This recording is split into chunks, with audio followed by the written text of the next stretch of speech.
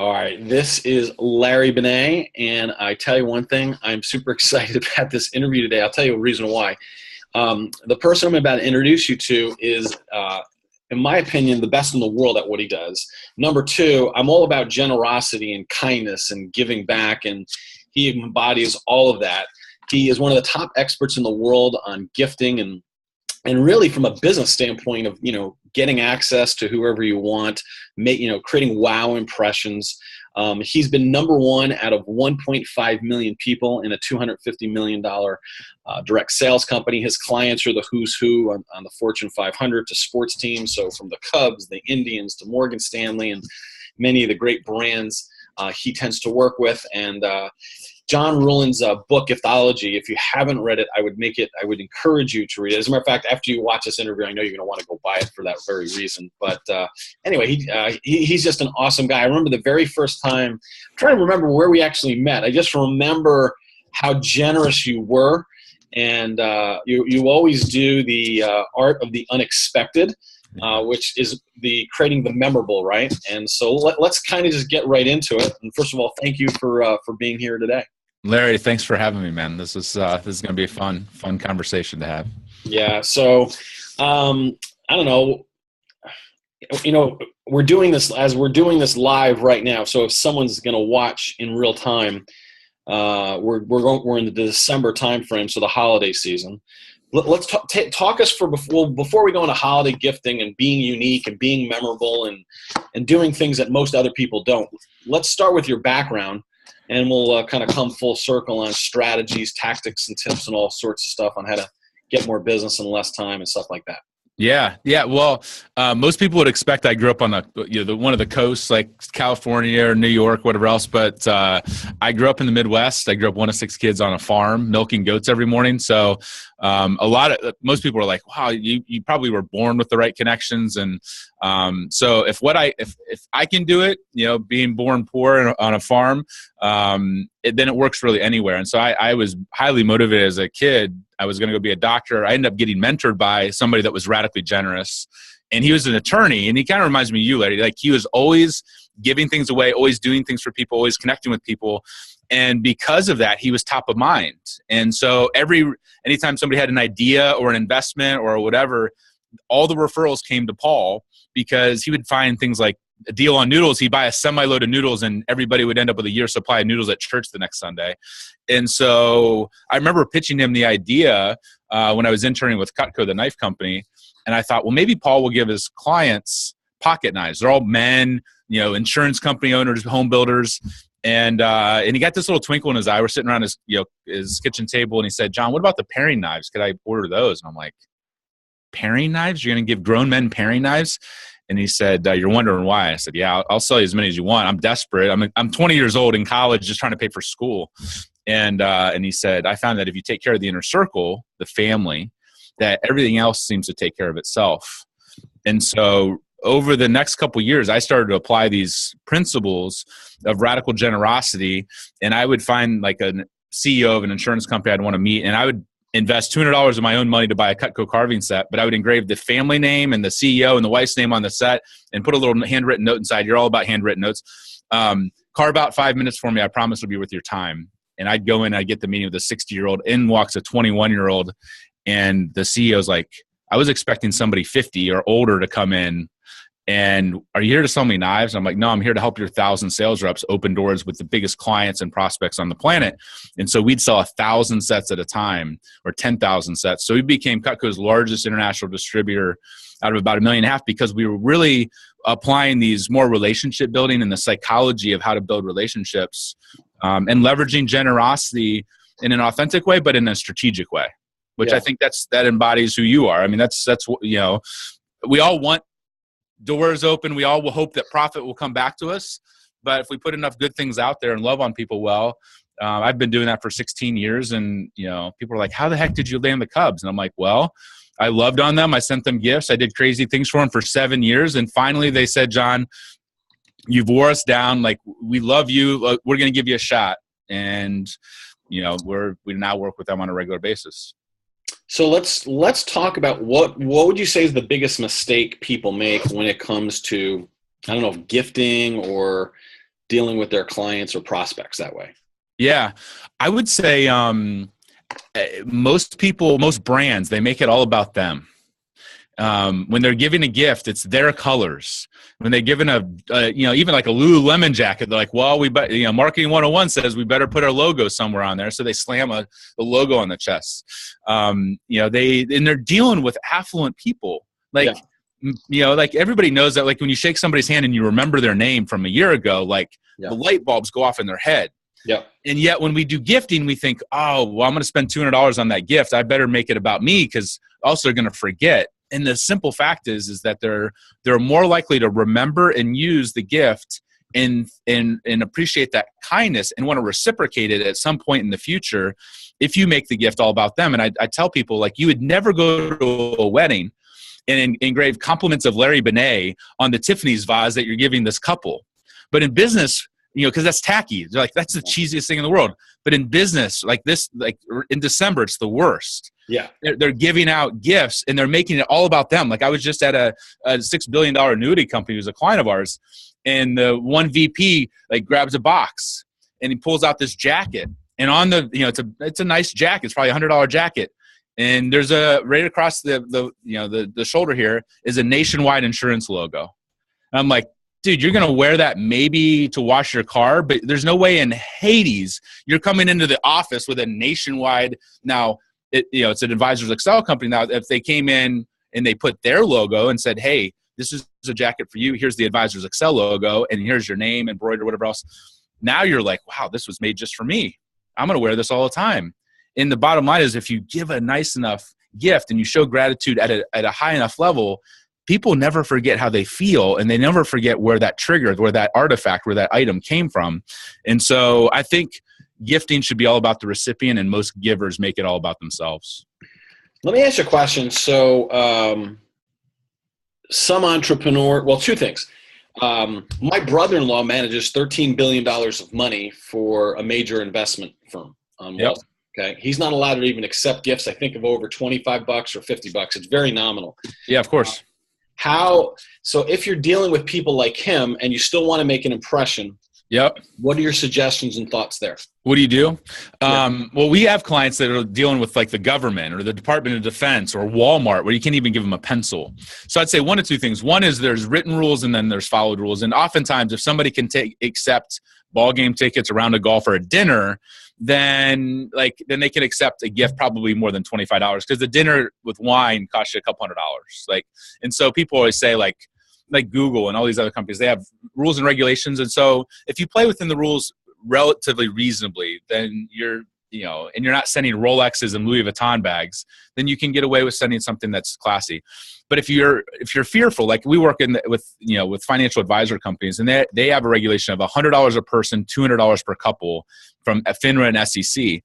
And so I tell people all the time, it's not the amount of money that you spend, it's the fact that you include their spouse in the gift. The executive who's the decision maker gets crap sent to them all the time. If they're into bourbon, they get Pappy sent to them. If they're into, golf, they go golf at Pebble Beach. And I take care of that inner circle. So if I do a gift, the reason the knives still work really well is I can send a $50 or $100 or $200 knife personalized to this family, and they get it. And we actually had this happen recently. Advisors Excel, one of the people sent out a gift. It was 2 knives, and the guy's wife started crying. She's like, in 25 years of you being a financial advisor, this is the first gift that was ever including me.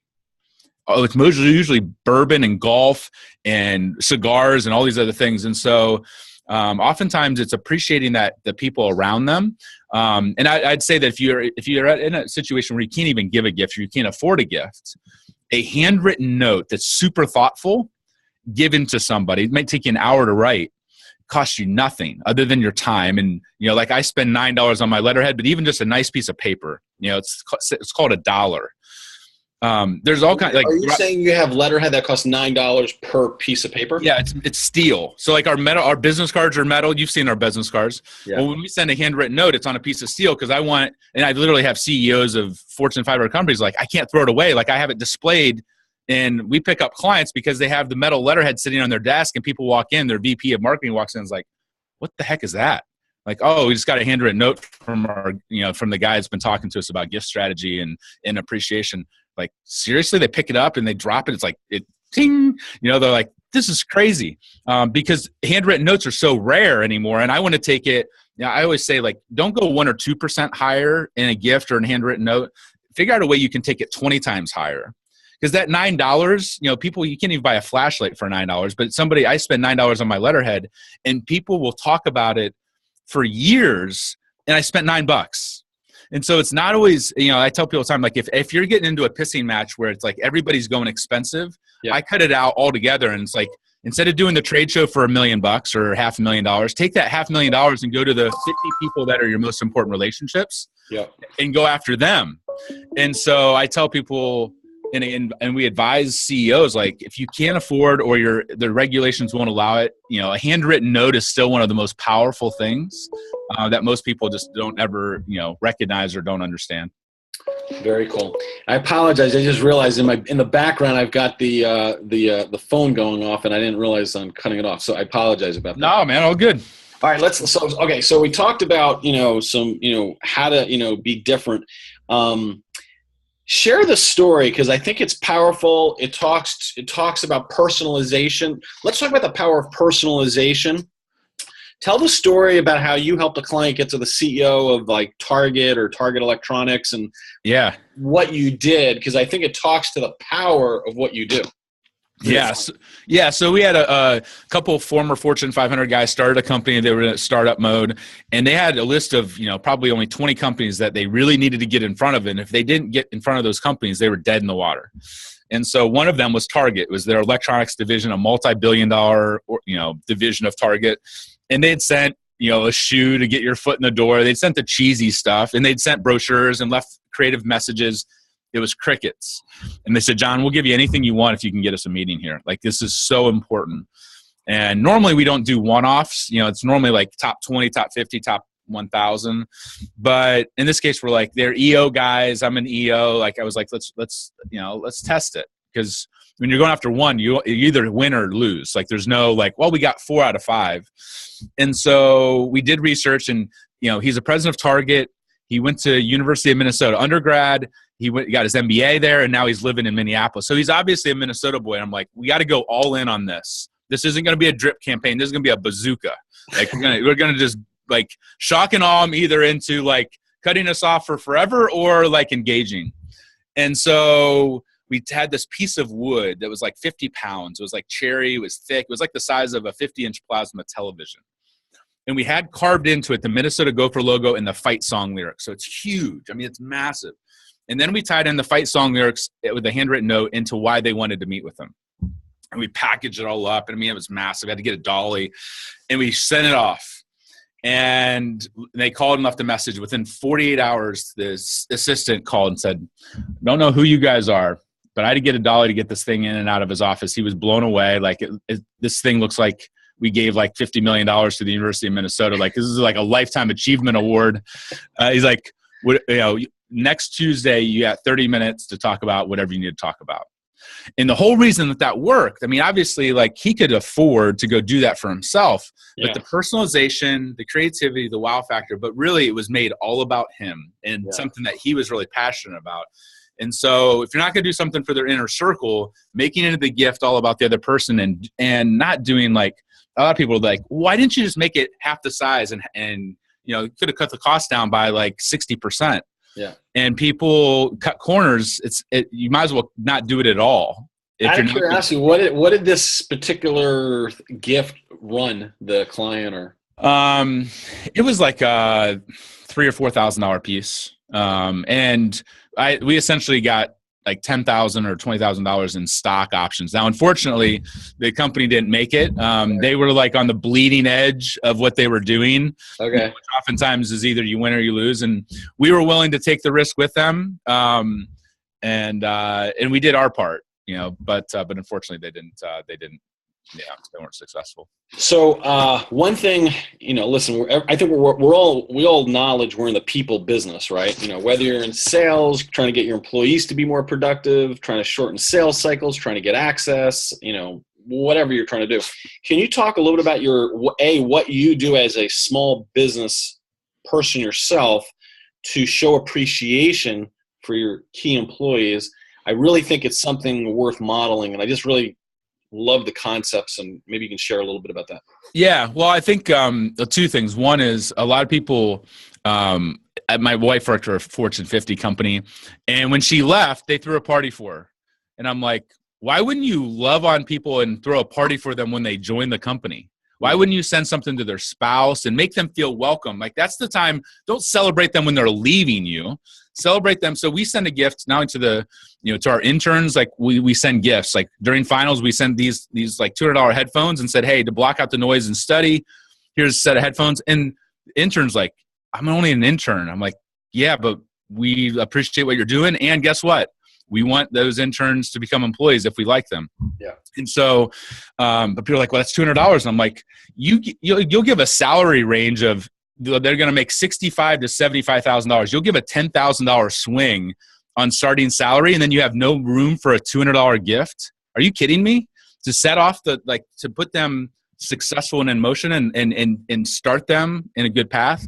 The other thing that we do, we have a lot of working moms, and we ask ourselves, what's something that they would want that they wouldn't do for themselves but would make their life better?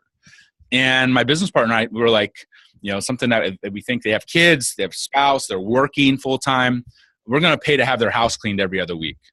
And people are like, well, that costs $2,000. I'm like, yep. And it gets us $20,000 in value. Because guess what? We never lose an employee.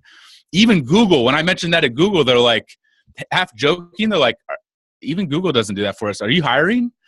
And over a $2,000 benefit, but it makes their spouses love it, their kids love it. They come home to a clean home. They're better employees. Yeah. And so it's not always spending the most money. Like, we don't pay the most money of anybody on the planet for our employees, but we do. Like, if I gave them the cash, they'd go put it on their house payment or their car payment or buy something for their kids because they'd feel guilty. Yeah. But you can do things for people that they wouldn't do for themselves and make their life better, whether it's an employee or a client. It completely changes the game. What's interesting is I just read an article like literally 48 hours ago, and I actually sent the email to the CEO of the company. It's a Silicon Valley software company. Yeah. And he just had his third child. His wife, I should say, had the third child. Yes. But he decided that as a company, they are going to provide a nurse at home in the evenings so the parents can get more sleep. Oh yeah, like a night nurse. Yep. Yeah, and like he did little things like this to make it easier. Like 2 nights a week, he would, I think, send dinner home to the parents so they don't have to cook. Like little things. Now again, I don't know what it all adds up to, but when you're paying these people premium dollars, especially in Silicon Valley, to stay working for you, and he's having to compete against these major companies, it's a rounding error. It is. Oh, yeah. I love that. Send me the article, because those are the kind of things that people are like, well, we can't afford to do that, or HR compliance, all these other things. Like, yeah, they add it times 1,000 employees, and they're like, nope, we can't do that. Meanwhile, they're dropping, $5 million on their trade show. And I'm like, you want to have good employees, good client service, all that kind of stuff. Like, those are the things that move the needle. Yeah. Hey, so talk to me about, your stories are so incredible, actually. But so for example, we'll close with the story about, what you did for someone and you brought all the clothes to their hotel room. But before we tell that, let's bring it down to, like, someone may not have the means or the funds to go do some of the crazy innovative things that you've done. Yep. What are some other simple things that people can do to really get the attention, to use this radical generosity? Because I'm telling you, when I first met you, that's what I remember most about you, on how generous you were. It was probably a decade ago, I'm guessing. Yeah. It was at a Ron Seaver event. It was down in I think Louisville. Yeah, we met through Ruby, if I remember right. It was at the National Sports Forum. Yeah, and so it's a lot of the little things that you do. And can we just talk about some of those things? And we know we have. What are some other interesting things like that, or stories that you can maybe share that will spark some ideas for others? Yeah. So something that recently happened to me, a gift that happened to me that I'm now, gifting out to other people. Somebody reached out, emailed me, said, John, I listened to your podcast, Forbes articles, read the book. I'm a huge fan. You don't know me, but if you answer these 5 questions, I want to do something nice for your wife. Okay. And I'm like, okay, this is kind of like me, but this is also kind of creepy. Like it's kind of stalkerish. Okay. So I look at the email. I set it down. It was on a Friday night. I picked it up 10 different times. I'm like, you know what? What's the worst that can happen? So I respond back to the 5 questions.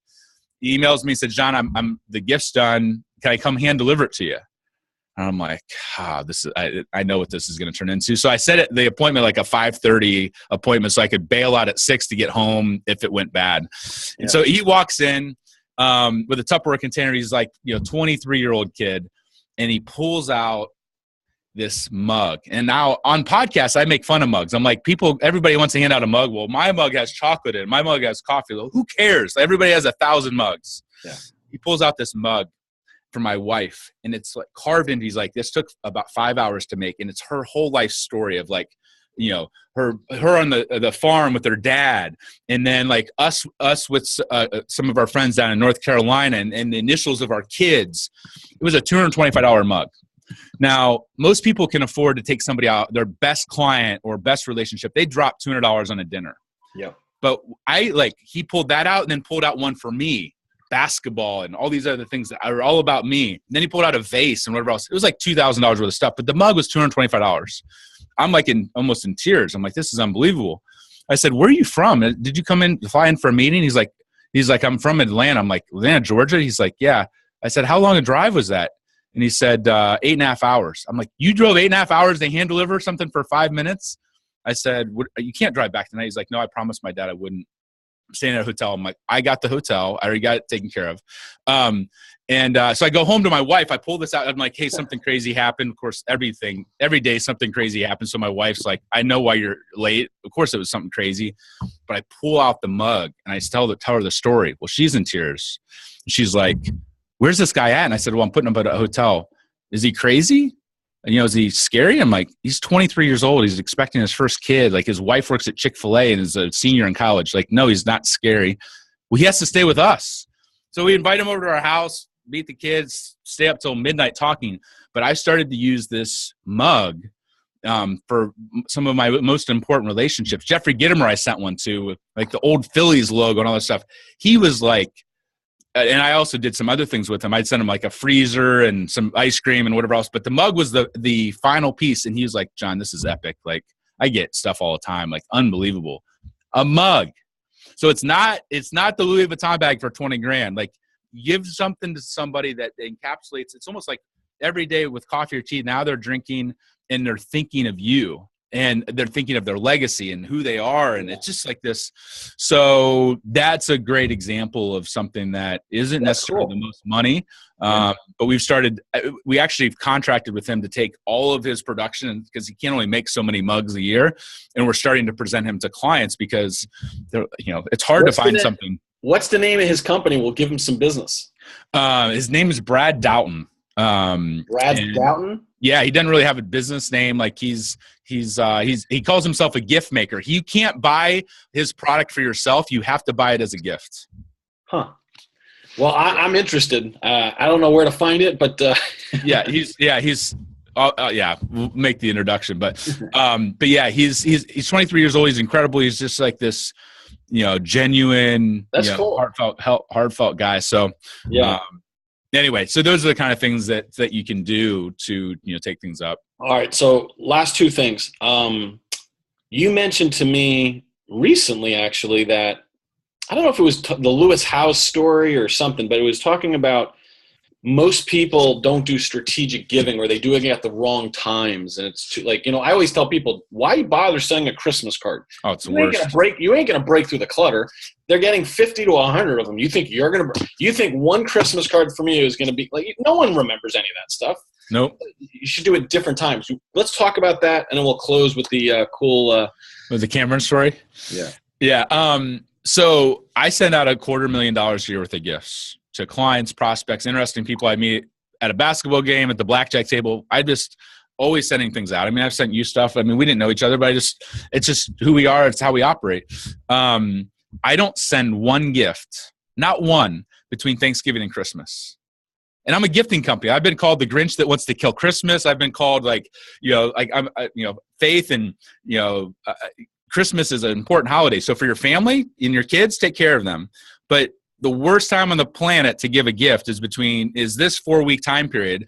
And yet that's when everybody has this pissing match of sending chocolate and, whiskey and wine. Number one, all those consumables, worst gifts on the planet, because you drink them in 5 minutes, like you forget about them.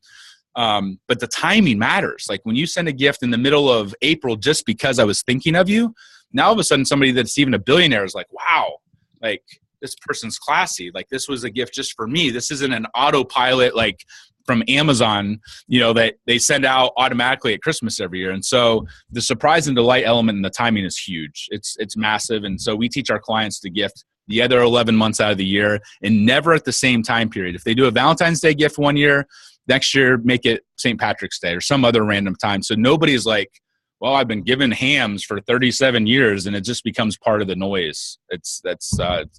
I'm looking for ROI and when I give a gift, not just a check the box. Now, I think you also mentioned you need to give without expecting, correct? No question. Yeah. I mean, people, they're like, well, they send out gifts and then they want to ask for a referral. I'm like, you don't think if the other person feels like slimy and sleazy, like, oh, I sent the gift and then I asked for a referral, like you completely ruined the gift. Now they may like try to think of somebody out of obligation, but in their head, they're thinking, this is not a person I want to spend time with.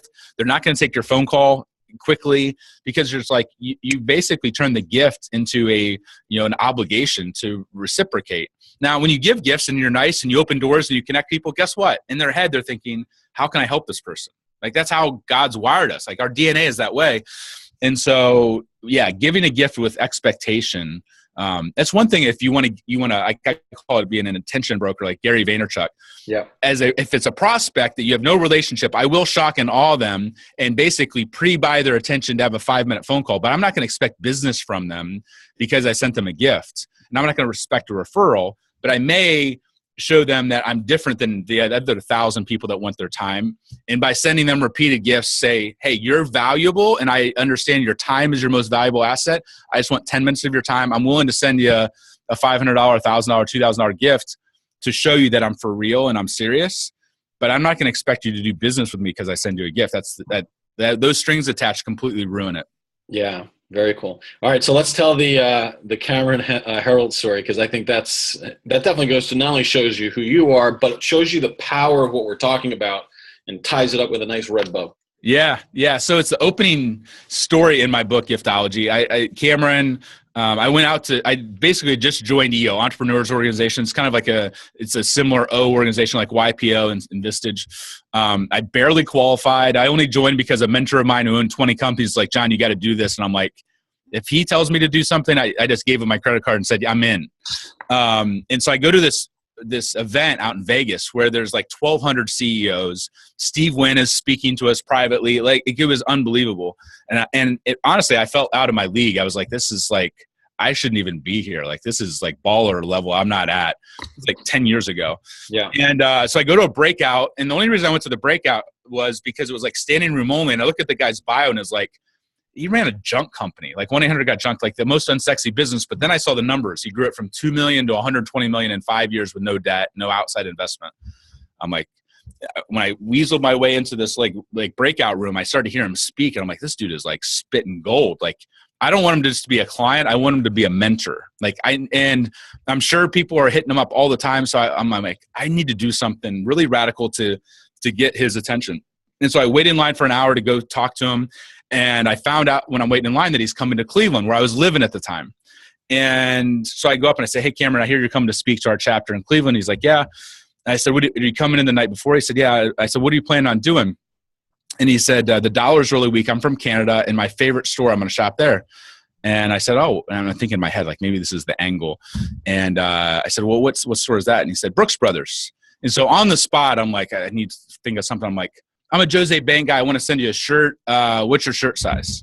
And he looked at me like, does dude have a man crush on me? Like, that's the weirdest question in the world to ask somebody 2 minutes into a conversation, between two guys.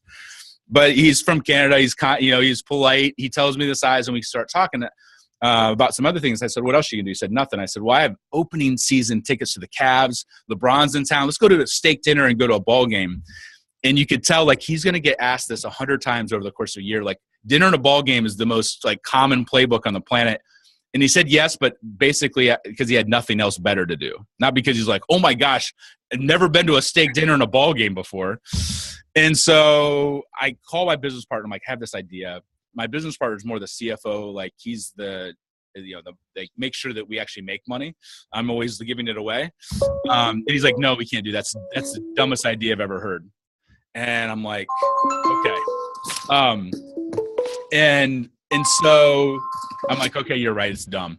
The morning of, Cameron starts texting me. He's like, my flight's late. I'm not sure if I'm going to get in time. I'm going to miss some of the game. And I call Rod back. I'm like, he's not even going to get in. Like, we have to do this. And he's like, if it doesn't work, it's coming out of your draw. I'm not paying for it. I'm like, frick. All right, I'm in.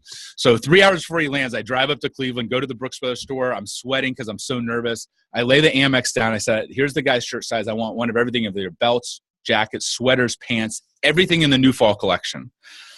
And the junior sales associate was like, you're joking, right? And I'm like, I wish I was, but no, I'm serious. It takes them an hour to gather everything up, and they start ringing it. And I'm like, I'm hoping that the credit card goes through. And I look at the bill to sign it, and it's $7,000. I'm like, oh my gosh, this better freaking work. Then I drive over to the Ritz, and I asked for the GM. I said, he wanted one of the top business coaches in the entire world. Do you want to do something amazing? Of course, it's the Ritz. I say, yes. So we go into his room, and we merchandise this hotel room to look like a Brooks Brothers store. Sweaters here, jackets, pants, whatever else. And then I'm downstairs waiting for him to arrive. I'm like shakily drinking like a triple on the rocks. And my business partner's like, this is a dumb idea. He's going to think you're a stalker. And he gets in. It's like one of those travel days from hell. And he's all like, just like, why did I ever agree to this dinner and a ball game? And I said, Cameron, go take a shower. Come back down whenever you're ready. Even if we miss half the game, I don't care. So he leaves, goes back down, comes back down, and he's glowing. He said, John, I've been to Dubai, and I've had cool people, like dignitaries, do amazing things for me. I thought the Four Seasons was amazing because they would remember my name and have a bottle of water and a towel waiting for me when I go for my jog. He said, I've texted pictures to authors. I've changed my quotes. He said, I've never had anybody treat me this way. He said, whatever you want to talk about, for as long as you want to talk about it, I'm all ears. And so you fast forward over the last 10 years, he's opened up doors with the president of Starbucks. He's mentioned me in books. He's opened up doors with some of the biggest, stages. He's done stuff $10 million worth of advertising couldn't have done, all because of that one experience. That's cool. Hey, last thing, what kinds of questions or information, you said the guy, for example, who sent you an amazing gift said, hey, here, can you answer these 5 questions? Yeah. So what are the 2 or 3 questions that people should be asking to get, information about the wife, because some people are not accessible. Some people have an assistant, it's just really kind of, you don't want to be stalkerish. So like what are the kinds of things you're recommending for people? Yeah.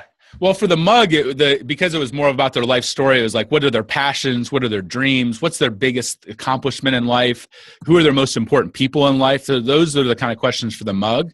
In general, in the book Giftology, it's kind of broken down into 10 questions to, is it personalized? Is it unique? Is it practical? Like things like, is it, those are the core things. Like when you're giving a gift, like you don't need something to just hang on the wall. Like if you're going to give something that hangs on the wall, it better be like the Target piece where they're going to take something off of their wall to put something up. Yeah. So a lot of the core questions are, does it include the inner circle? The assistant, the spouse, the kids. I would say leave the kids off unless you have a close relationship with them. But the spouse and the assistant are fair game in any business scenario because they're usually the ones that get the worst side of being in business. Yeah. So those are some, and when would it mean the most? That comes to the timing perspective of, at the holidays, no. At the conference, probably not. 3 weeks ahead of the event as a surprise, as a part of the invitation, now we're talking because most people aren't that organized to think about it strategically to say, hey, and we've done that. Like we've had events where people weren't going to show up to a conference 3 weeks ahead of time. We send them a gift with the invitation. And all of a sudden, magically, the spouse is pushing them out the door saying, I've never got a gift like this. And if that's the kind of conference that is or trade show or event, like you go because I want to keep getting cool stuff like that. So the timing matters. So the questions aren't rocket science. We all kind of know them inherently, but we all think we're too busy to take the time because we're like, well, gifting, it doesn't really matter. And they're like, well, do the relationships matter and how you show appreciation matter? Oh yeah. Well, then gifting and gratitude does matter. And it's a competitive advantage if you treat it as such. If you treat it as a check the box, then yeah, you should cut it out of your budget altogether because you're just wasting money. Yeah. All right. So what is the best ways for people to learn more about you, follow up with you, all the kind of good stuff? Yeah, I mean, the book is a 2-hour read, Giftology. They can buy it on Amazon. They can listen to it on Audible. They can go to giftologybook.com, and, Darren Hardy and other guys have talked about the book and why it's kind of a game changer. They go to Ruhlin Group, RUHLIN group.com. If they want to check out like the gift strategy and logistics company, the projects we've done with the Jaguars and Cubs, that's all on there. And if they want us to speak or train at their company or, at their conference, johnruhlin.com is more the consulting end of the business. They can watch some of the speeches and some of the talks that we give. And the Cameron Herald story, us telling that on stage at a big company is on there. So those are kind of the core ways to learn more. That's awesome. Well, so first of all, just thank you for sharing your gift and your genius. So I've learned a lot from you and look forward to doing more collaborations with you. So if you're watching this in real time, I know on the 25th and 26th of January, I'm having my Connection Mastery Summit. And, it's guys like John and myself that are really going to help trying to give you some rocket fuel for your business. And give you maybe that little edge because to me, I think it's the relationship capital, it's the connection currency, it's how do you have that high degree of trust? You said Cameron's given you, for example, probably all these connections more so than what any advertising could ever do. And yep. I think, yesterday I reached out to someone worth $200 million. He responded back in 5 minutes. And I know it's because of the relationship capital. It's the things that I've done over the years for these people. So anyway, bottom line is if you want more business in less time, if you want to get more referrals, if you want to have more influence, you just want to kind of game up for 2017, I am a huge believer that connections matter, relationship capital matters, and if you just want to take things to the next level, I would invite you to join us. I think it's Connection Mastery Summit. .com. I believe you can learn more, connectionmasterysummit.com. So check out John. Here's what I would do.